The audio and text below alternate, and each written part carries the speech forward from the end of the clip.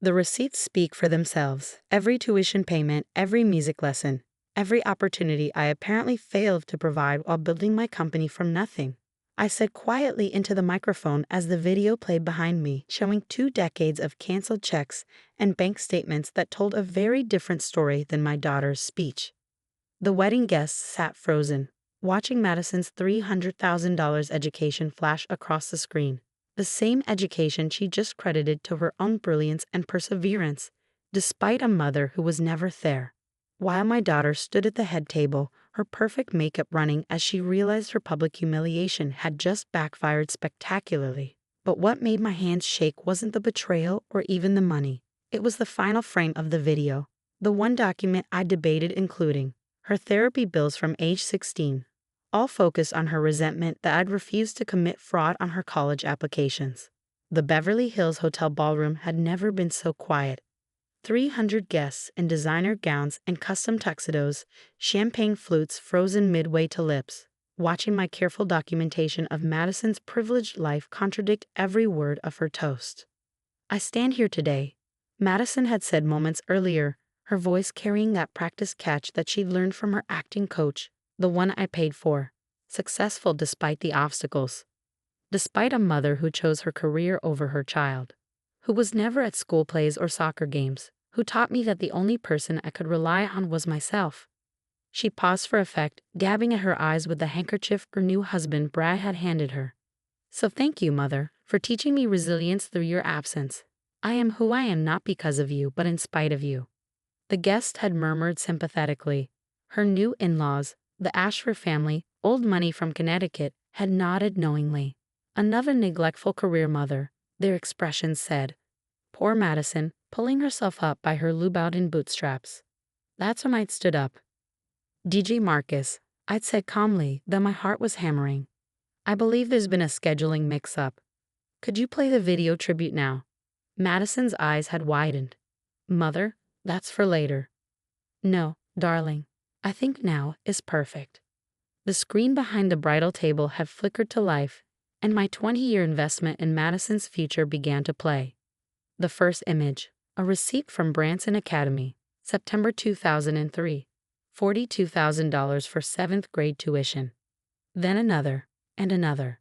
Years of private school payments scrolling past like credits in a movie. Branson Academy, Exeter, the summer programs at Oxford and the Sorbonne, the equestrian lessons, the private Sethate tutoring at $400 an hour. But I've been strategic. Between the receipts, I place photos. Not the glossy professional ones Madison preferred, but candids. Me at her 6th grade science fair at 11 p.m., helping her rebuild her volcano after her first attempt failed. The two of us at 5 a.m. before her sets, running through vocabulary flashcards. Late nights at the kitchen table, editing her college essays while running my startup from my laptop. Every sacrifice, my recorded voice narrated over the images, was worth it to watch you succeed. The video showed more receipts. Harvard, $67,000 per year. The apartment in Cambridge because dorms were beneath her. The semester abroad in Paris. The unpaid internships I'd subsidized so she could build her resume. Then came the medical bills. Therapy twice a week for 2 years.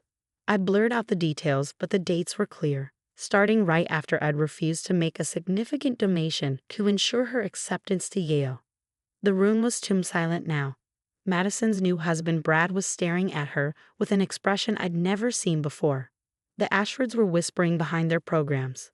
The final tally appeared on screen, $2.3 million. 20 years of financial support while building my business, often working 20-hour days to ensure Madison never wanted for anything. The last image wasn't a receipt. It was a letter, dated last month. Madison's handwriting. Mother, I need you to understand that my success is my home. The wedding speech will reflect my journey. Please don't make this about you. For once, let me have my moment. The video ended. The lights came up. 300 faces turned between Madison and me like spectators at Wimbledon. I picked up the microphone again. I apologize for the confusion. That video was meant for the rehearsal dinner. DJ Marcus, could you please play the actual wedding tribute? But there was no actual wedding tribute. We both knew it. This was it. Madison stood abruptly, her designer gown catching on her chair. How dare you? How dare I what? I asked evenly. Document your life, support your dreams, pay for everything while you crafted a narrative of neglect. You were never there. I was working to pay for all of this. I gestured at the screen. Every opportunity you had came from those hours I missed. Did you think Exeter was free? That Harvard accepted you on charm alone? I had a 4.0 GPA. From Branson Academy, where tuition was more than most people's salaries, where classes had 8 students and teachers were required to provide unlimited extra help, where I paid for additional tutoring whenever you struggled. Brad finally spoke. Madison, is this true? She rounded on him. My mother thinks money replaces love. No, I said. I think money enables opportunities. Love is working yourself sick to provide those opportunities. Love is sitting in your car in the Branson parking lot, eating vending machine dinners between your day job and night job, making sure you could stay at that school when the recession hit. Oh, here we go. Madison rolled her eyes. The martyr routine. Something in me snapped. 20 years of swallowed hurt, of being cast as the villain in my daughter's carefully curated story, erupted. You want to know why I wasn't at every soccer game, Madison? Because I was at pitch meetings, convincing investors to fund a company that paid for those soccer lessons, and a private coach, and the equipment, and the tournament fees that were somehow always $5,000 a pop. Other mothers managed both. Other mothers had partners. The words came out sharper than intended. Other mothers didn't have their husband die when their daughter was 2, leaving them with debt and a toddler and a half-finished MBA. The room collectively inhaled. Madison's face went white under her spray tan. Daddy's death isn't your excuse. Your father's death isn't my excuse. It's my reality. One I dealt with by ensuring you never felt the financial impact of losing him. You grew up in the same neighborhood, went to the same schools, had the same opportunities as every 2-parent household. Because I made it happen. Mrs. Ashford, Brad's mother, stood slowly. Perhaps we should take a break. No, Madison said viciously. Let her finish her performance. She's been waiting 20 years for this audience. You think this is performance?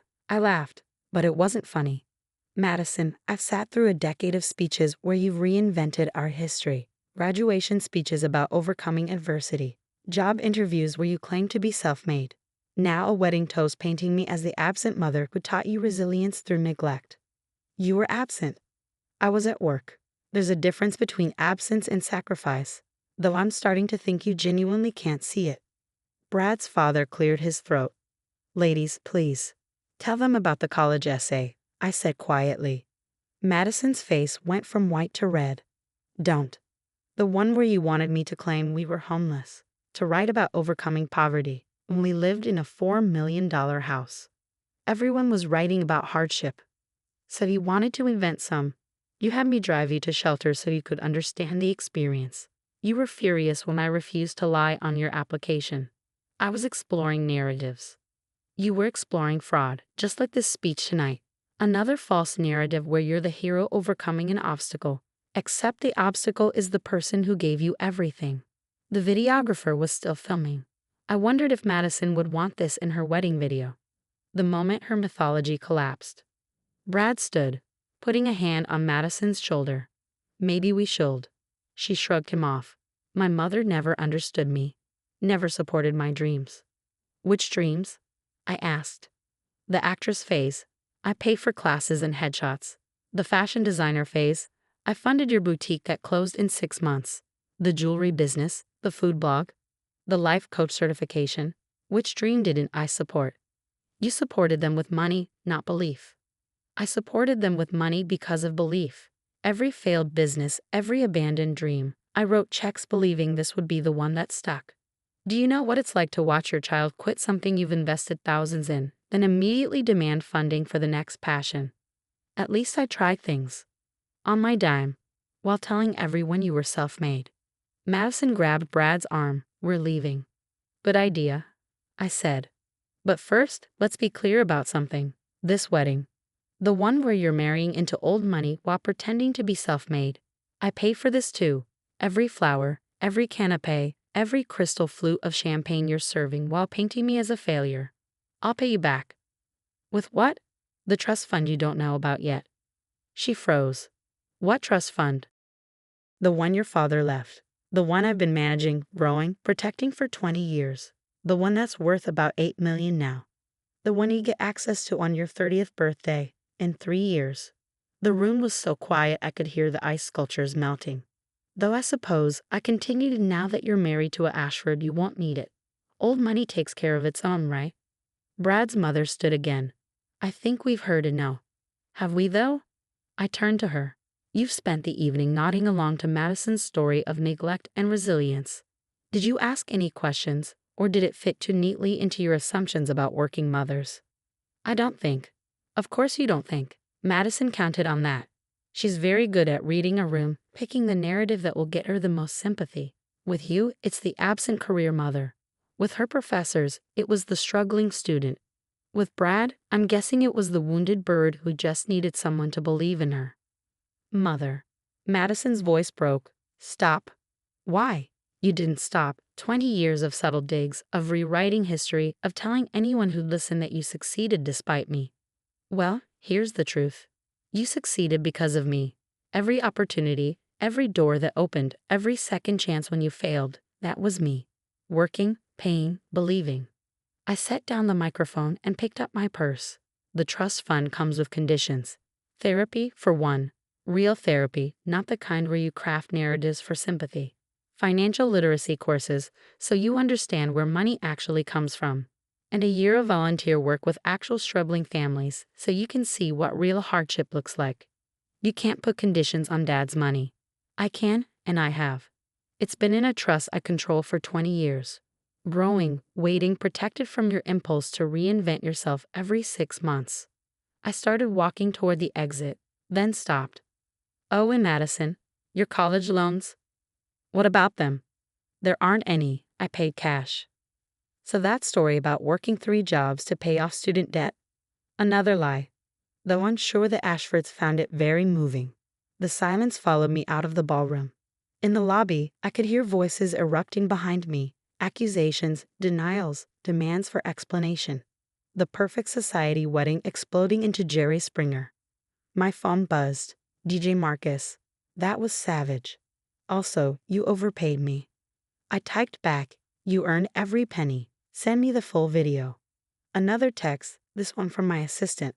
Saw the live stream. Legal wants to know if we should prepare for defamation claims.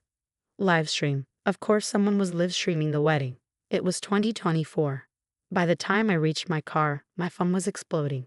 Texts from family, from friends, from Madison's college roommates who'd always wondered how she'd afforded her lifestyle. The video was already on social media, tagged hashtag wedding speech backfire and hashtag receipts literally. I sat in my Tesla, watching the sun set over Beverly Hills. 20 years of sacrifice, reduced to a viral moment. But at least it was honest. For the first time in decades, the truth about Madison and me was public record. My phone rang. Madison. I let it go to voicemail. Then it rang again. This time the caller ID surprised me. Brad. I answered. Mrs. Stewart? This is Brad. I need to ask you something. Ask. The trust fund. Is that real? Every word. Though I noticed you didn't ask if the receipts were real. A pause. I knew she came from money. The stories never quite added up. But I thought. You thought she was charmingly modest about her privilege. Something like that. He sounded exhausted. She's in the bathroom crying. Her parents, her adoptive parents, are here trying to calm her down. The Millers are lovely people. They deserve better too. You didn't mention the adoption in your speech. Some pain isn't for public consumption. Unlike Madison, I know the difference between truth and cruelty. Another pause. What do I do? That's not for me to answer, Brad. But if you're asking what I do, I'd ask myself if I wanted to spend my life with someone who rewrites history to make themselves the hero, who turns love into neglect and sacrifice into abandonment, who stands in a designer gown paid for by someone else's labor and calls them a failure. She's not a bad person. No, I agreed. She's just been allowed to tell herself stories for too long. I enabled it by staying quiet, by letting her craft her narrative unopposed. Tonight was 20 years overdue. Will you ever forgive her? I forgave her years ago, Brad. Forgiveness and enabling aren't the same thing. I'll always love my daughter, but I won't pretend her lies are truth anymore. I hung up and drove home to my empty house. Empty but honest. No false narratives echoing off the walls, no carefully curated stories about overcoming neglect. Just receipts, boxes and boxes of receipts. Proof of love measured in dollars and cents, because sometimes that's the only currency that counts. Madison would survive this. She'd craft a new story, probably about having a narcissistic mother and surviving public humiliation. The Ashfords would either accept her or they wouldn't. The trust fund would wait, growing quietly, for the day she was ready to face reality. And I'd go back to work on Monday, running the company that paid for it all. The absent mother, finally present in the most devastating way possible. The video had 2 million views by midnight. By morning, it would be 10. Madison Stewart Ashford would be famous, just not the way she planned. But the receipts? Those would last forever. Proof that sometimes love looks like sacrifice. That sometimes being present means being at work. That sometimes the best thing a mother can do is refuse to co-sign her daughter's fiction. $2.3 million. 20 years. One wedding speech. Worth every penny to finally tell the truth.